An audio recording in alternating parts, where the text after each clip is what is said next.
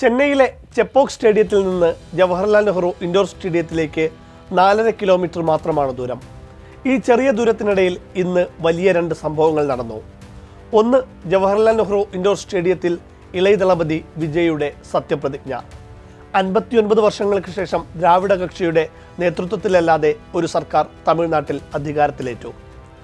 ദൈവനാമത്തിൽ വിജയ് സത്യപ്രതിജ്ഞ ചെയ്തു. വൈകിട്ട് ചെപ്പോക്കിലെ ചിദംബരം സ്റ്റേഡിയത്തിൽ ചെന്നൈ സൂപ്പർ കിങ്സ് IPL-ലെ ഹാട്രിക് ജയം കുറിച്ചു. അതും പല റെക്കോർഡുകളും പൊട്ടിച്ചുകൊണ്ട്.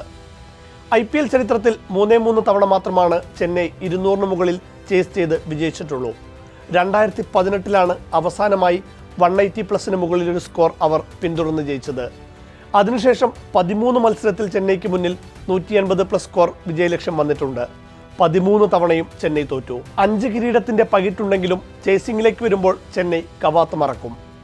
ചെപ്പോക്കിൽ ആദ്യം ബാറ്റ് ചെയ്ത ലക്നൗ സൂപ്പർ ജയൻസ് പതിവിന് വിപരീതമായി നന്നായി കളിച്ചു. ജോഷ് ഇംഗ്ലീഷിന്റെ വെടിക്കെട്ടിൽ ലക്നൗ 8 വിക്കറ്റിന് 203 റൺസ് എടുത്തു. വെറും 33 പന്തിൽ 85 റൺസാണ് ഇംഗ്ലീഷ് അടിച്ചുകൂട്ടിയത്. 5 ഓവറിൽ 70-ഉം പവർ പ്ലേയിൽ 90-ഉം പിന്നിട്ട് ലക്നൗ കുറച്ചുകൂടി മികച്ച ടോട്ടലിലെത്തേണ്ടതാണ്.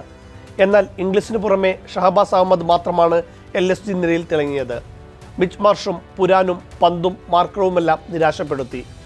6 ഇക്കോണമിയിൽ കോട്ട പൂർത്തിയാക്കിയ നൂർ അഹമ്മദ് ലക്നൌവിൻ്റെ റണ്ണൊഴുക്കിന് തടയിട്ടു.